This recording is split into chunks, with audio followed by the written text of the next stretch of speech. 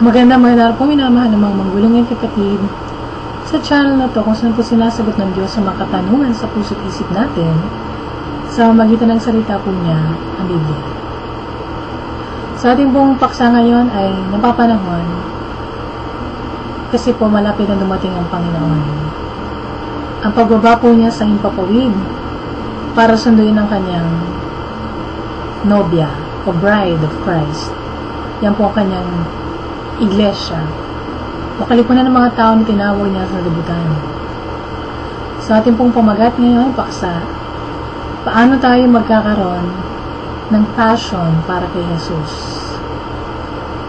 Sakto pong tanong na ito sa pinakadakilang utos po na nakalagay po sa Deuteronomio 6:4-5, na mahalin natin ang Diyos natin ng lahat po sa atin.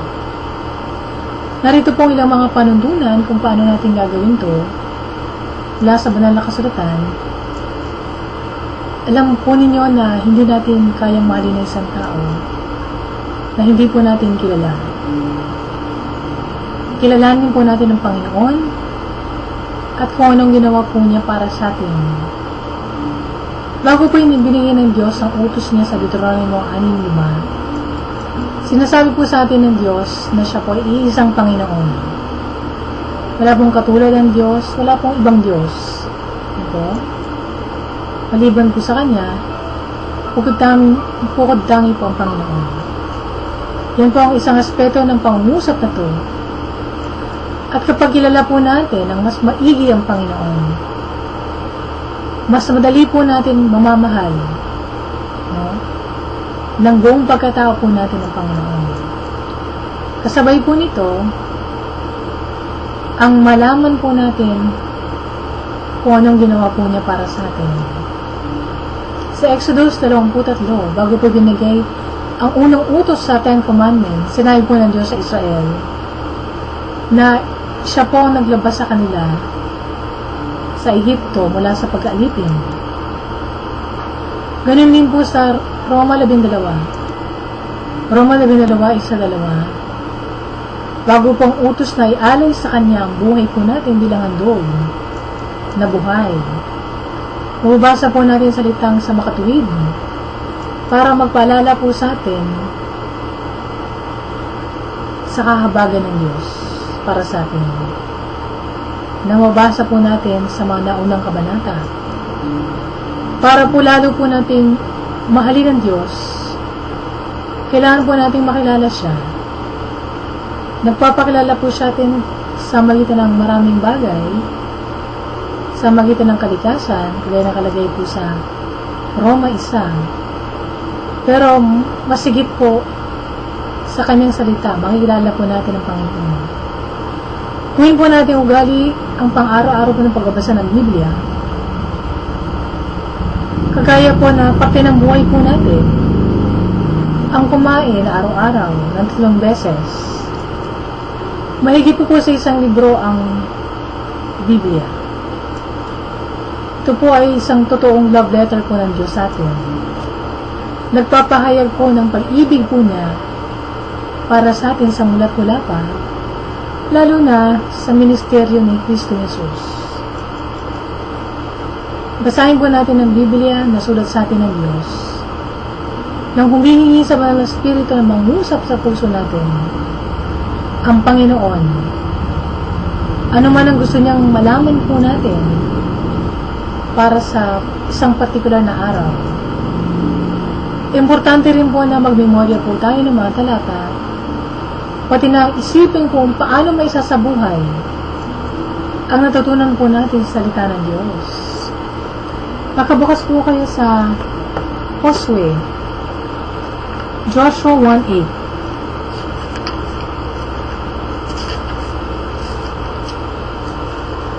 Nakasalbo dito, huwag mong kalimutang basahin ang aklat ng kautusan, pagbulay-bulayan mo ito araw at gabi, para lahat ng nakasulat dito, para malaman mo kung paano mo matutupad ang lahat ng nakasulat dito. Kung gagawin mo ito, uunlad ka at magtatagumpay. Yun po. So, hindi po tayo pwede magtagumpay sa buhay Kristiyano kung wala tayong alam sa salita ng Diyos.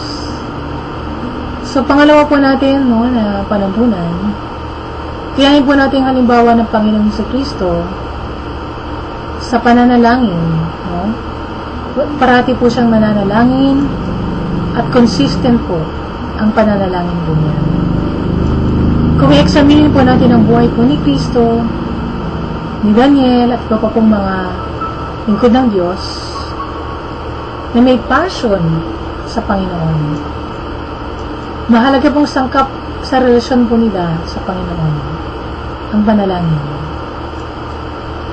Katulad po ng pagbabasa at pag-aaral ng Biblia, kailangan po natin ang panalangin, ang matapat po at bukas na komunikasyon sa Diyos. Yan po ang ibig sabihin ng panalangin, pakipag-usap sa Diyos, nanggaling sa puso. Hindi na po natin kailangan ng prayer book, ng rosaryo, ng imahe na tributo. Dahil ang Diyos po ay buhay. So, hindi natin ma-imagine na isang lalaki at babae na lumalim ang pagmamahalan po nila nang walang komunikasyon. Kaya hindi po natin pwedeng kalimutan, pabayaan ang pananalangin. Kasama rin po sa baluti o armor po natin, no, sa ating spiritual na pagkipagdigma laban sa kaaway o sa diablo, ang panalangin. Yan po yung mababasa nyo sa Efeso 6:8.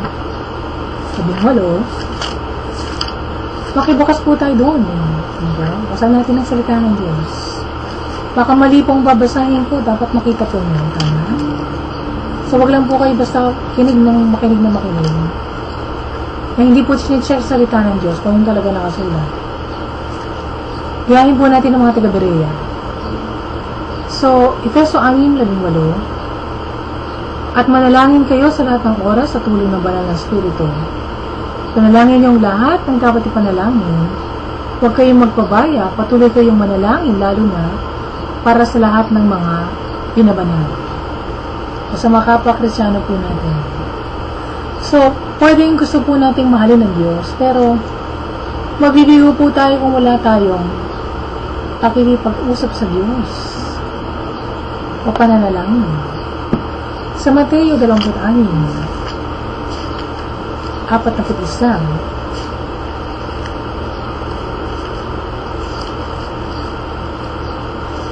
So, ito po yung nakasulat.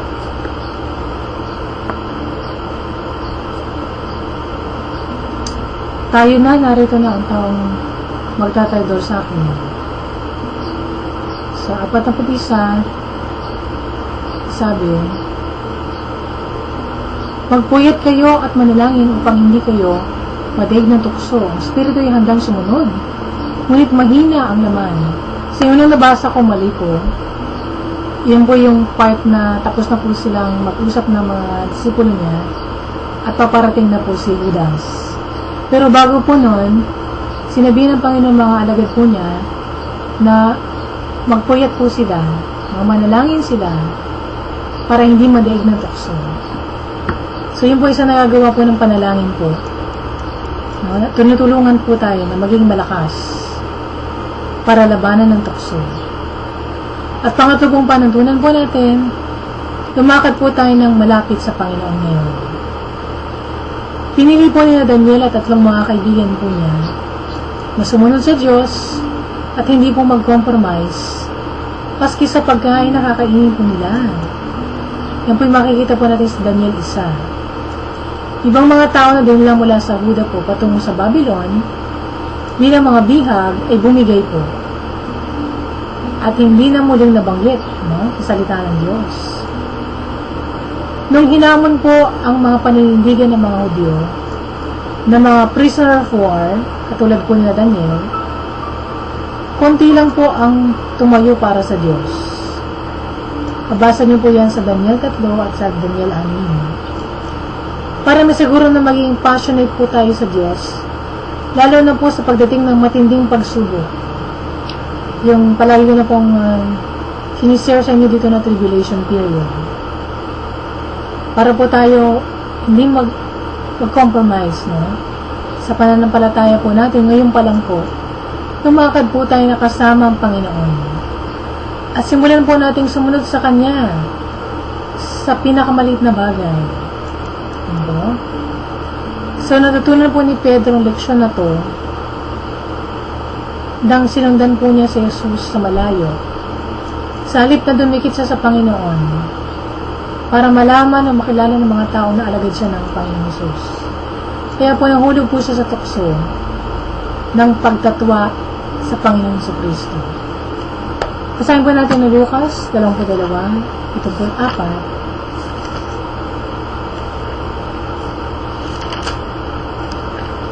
Tingnan po natin ang nakasulat. Tinakip nila si Jesus at dinala sa bahay ng punong pare.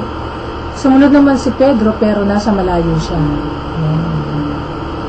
So, hindi po ba tinatuhan niya Panginoon? Kasi, una pa lang po, sumusunod siya sa Panginoon pero malayo naman. So, sinabi po ng Diyos na kung nasaan po ang yaman ng isang tao, naroon din ang kanyang puso. So, habang po nag-invest tayo ng buhay natin sa Panginoon, sa magitan ng paglilingkod natin po sa Kanya, at nakakaranas tayo ng iba't ibang pag-uusig dahil po sa Panginoon. Lalo po natin nilalagay sa kamay po niya ang kayamanan po natin. Pati na po mga puso po natin. Okay? So, buksan po natin ang Timoteo. Unang Timoteo 3:12. Hindi ko pinahintulutan. Tama ba? Okay, so, mali pala yun.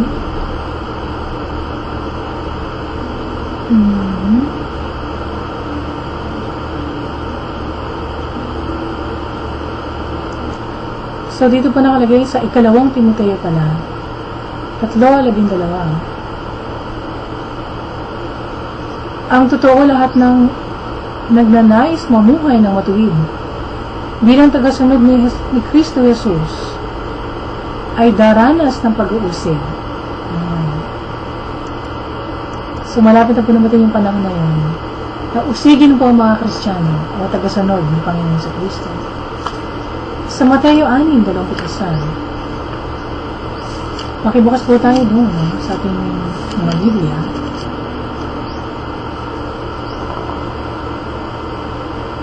Sapagkat kung nasa na inyong kayamanan, naroon din ang inyong puso. So, nasan po ba yung ating kayamanan? Ang Panginoon po bang kayamanan po natin na tinuturing? Nandun din ang puso natin sa kahayaan niya. Okay? So, ibigay po natin ang ating sarili sa Kanya ng buong buo para po siya maging kayamanan po natin. So, tanggalin po natin ang kakumpetensya. Yan po yung pang-apat na panuntunan. Sinabi po ni Kristo, hindi natin kaya maglingkod sa dalawang Panginoon. Yan po yung nakalagay po sa Mateo 6:24. Sabi dito, walang taong nakakapaglingkod ng sabay sa dalawang amo, sapagkat tatanggihan niya ang isa, at susundin naman ang isa, o kaya maging tapat sa isa at tatalikuran niya ang isa. Ganon din naman, hindi kayo makakapaglingkod ng sabay sa Diyos at sa kayamanan. Yun. So, hindi po pwedeng dalawa po ang mahalin po natin. Ang mundo na to at ang Panginoon. Natutokso po tayo na mahalin ng sanlibutan. Ano bang sanlibutan? Yung mga nasa ng laman, nasa ng mga mata, at kapaluluan ng buhay. Yan po ang sanlibutan. Sinabi po ni Santiago na kung yayakapin po natin ang sanlibutan at makipagkaibigan po tayo sa mundo, kinakalaban po natin ng Diyos at nangangalunya tayo ng espiritual. Basahin po natin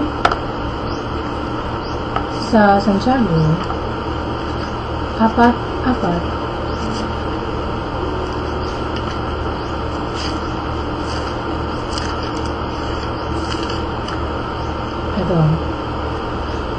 Kayong mga hindi tapat sa Diyos, tama ba? Hindi niyo ba alam na kaaway ng Diyos ang umiibig sa mundo. Kaya ang sino mang nagnanais na magkaibigan sa mundo ay ginagawa niyang kaaway ng Diyos ang sarili niya.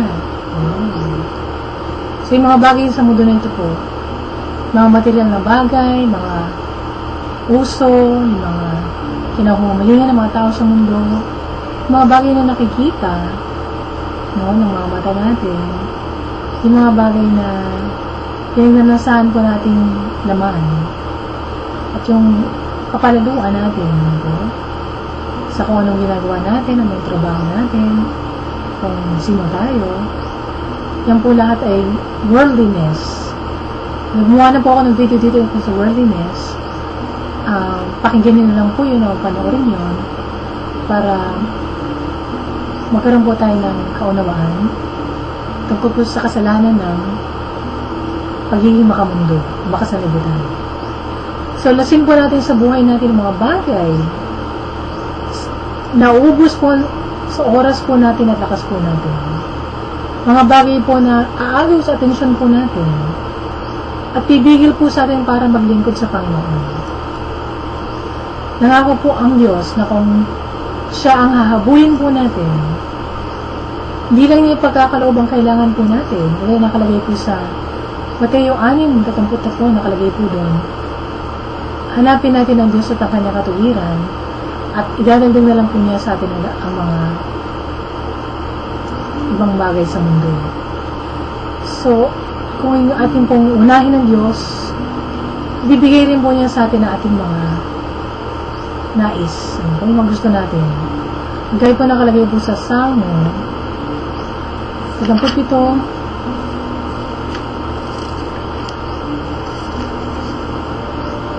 4-5. Sa Panginoon mo hanapin ng kaligayahan at ibibigay niya sa iyo ang ninanais mo. So, ang panglima po, kung tayo po ay napapaliwara ngayon, no, sa buhay po natin, iba po ang tinatahak po natin landas, hindi po yung gusto ng Panginoon na lakaran po natin. Gawin po natin uli mga bagay na nakatulong sa atin para lumago tayo sa pag-ibig ng Diyos. Minsan nararamdaman po natin na parang nanlalamig tayo sa Panginoon. Gaya po ni Pedro sa Lucas 22:74 at ni David sa 2 Samuel 11. Pero bumangon po sila at hinabol po nila ulit ang Diyos. So, buksan po natin nakalagay ito sa pahayag. 2:4. Ngunit itong ayaw ko sa inyo, ang pag-ibig nyo sa akin ngayon ay hindi na tulad ng dati. So, sa Ingles, you have left your first love. Okay? So, ang lunas po sa pag-iwan ng unang pag-ibig natin sa Diyos, gawin natin ang unang mga ginawa natin nung tayo po ay unang nakakilala sa Kanya. Na nakatulong sa atin kung paano tayo lumago sa ating pagmamahal sa Diyos. Kung ganito po tayo ngayon, aminin po natin at humingi po tayo ng kapatawaran sa Diyos at makabalik po tayo sa pakikipisan na resulta po ng confession natin na ating mga kasalanan sa Diyos. Gaya po nakasaad sa unang Juan, isa siya. Basahin po natin nakalagay po doon. Sabi dito, ngunit ipagtatapat natin sa Diyos ang ating mga kasalanan, masahan natin patatawarin niya ang ating mga kasalanan, at linisin tayo sa lahat ng uri ng kasamaan dahil matuwid siya. So, kung gagawin po natin yun, sabihin natin sa Diyos ang mga kasalanan po natin, at magsisisi po tayo, at tatalikdan po natin lahat ng kasalanan po natin, walang duda po na pagpapalain ng Diyos ang marugdog po natin na pagsunod at paghabol sa Kanya. At maluwalhati po natin ang pangalan po niya sa paggawa po natin ito. So, kailangan po natin gawin ito.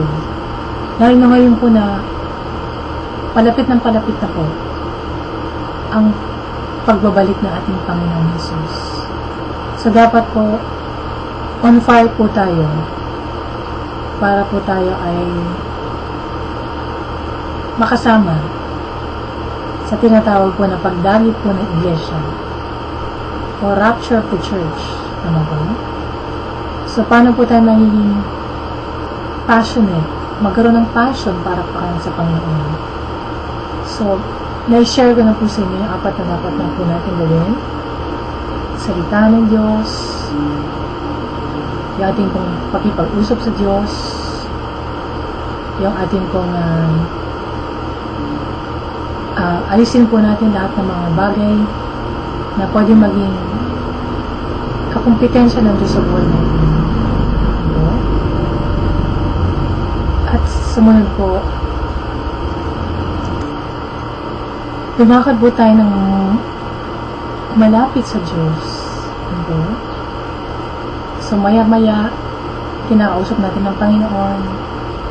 Meron tayong personal time sa Panginoon. At palagi po natin siyang hinahanap-hanap. Sumusunod tayo sa kalooban niya. At sumunod po kung kayo po ay mapapansin nyo, hindi na kayo katulad ng dati na maalab sa Panginoon. Kung kayo po ay Kristiyano, na tumanggap sa Panginoong Jesus bilang Panginoong Tagapagligtas. Gawin po natin yung mga unang ginawa na po natin noon. At muna natin siyang makilala. So kung kayo po ay hindi po Kristiyano, at gusto niyo po maging ready sa pagdating po natin Panginoon sa Kristo, sa inyong papawin, para salubungin po ang kanyang bride, ang kanyang iglesia, o kalipo na ng mga tao na tinawag po niya sa labutan. Malapit na po yun, makita niyo po yun sa aklat ng mga taga-Thessalonica. Talagay po dyan ang talata. So, magsisi po tayo ngayon pa lang, no?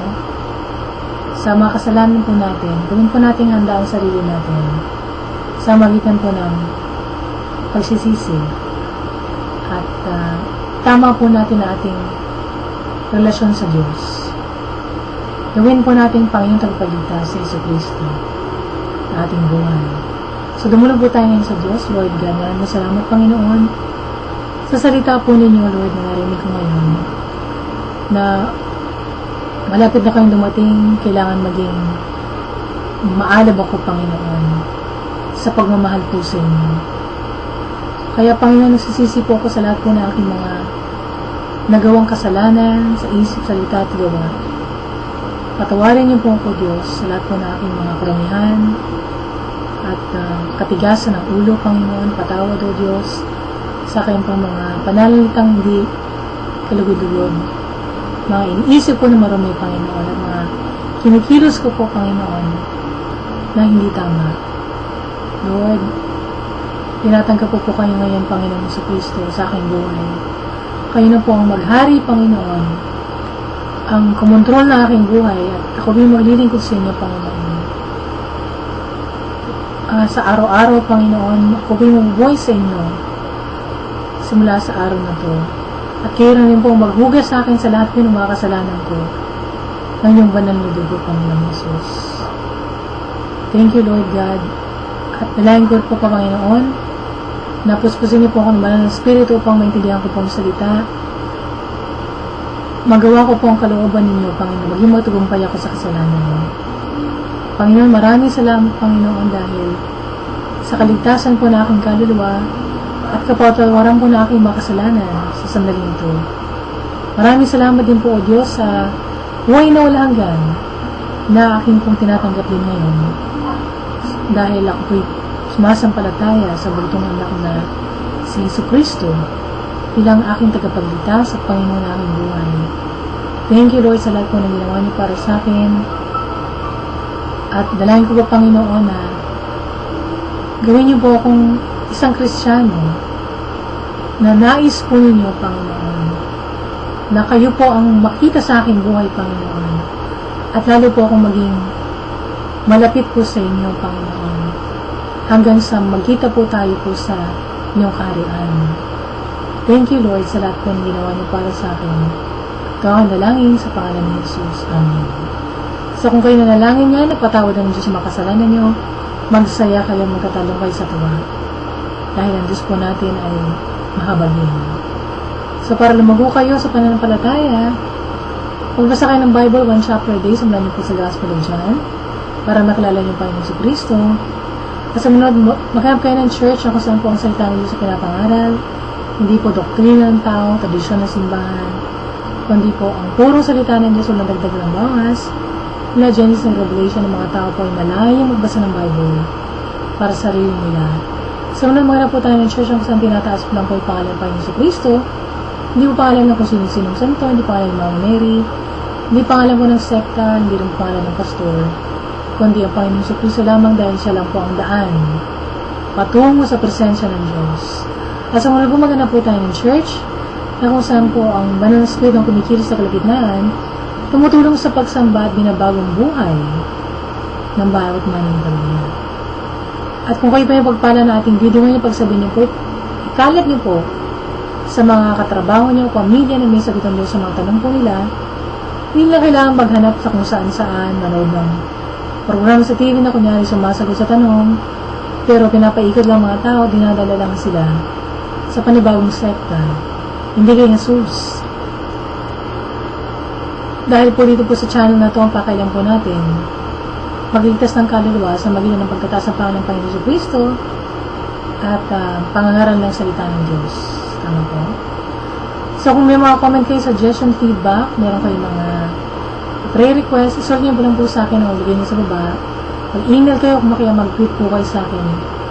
At kung kayo naman po ay nagdasal kanina ng pagtanggap sa Panginoon, pamalitan niyo rin sa mga tao na Kristiyano na kayo ngayon, napatawad ang makasalanan niyo at papunta na kayo sa langit. So kung kayo naman po hinihibo ng Diyos at tumulong sa ministry na to, para patuloy pa tayong makapagpahayag ng salita ng Diyos at makapagligtas ng mga kaluluwa, welcome po niyong tulong ng panalangin at tulong pinansyal. So nasusunod po na pagkita po natin dito po sa YouTube. Sa Diyos po lahat ng papuri at pagpalain kayo na ating mahal na Panginoon.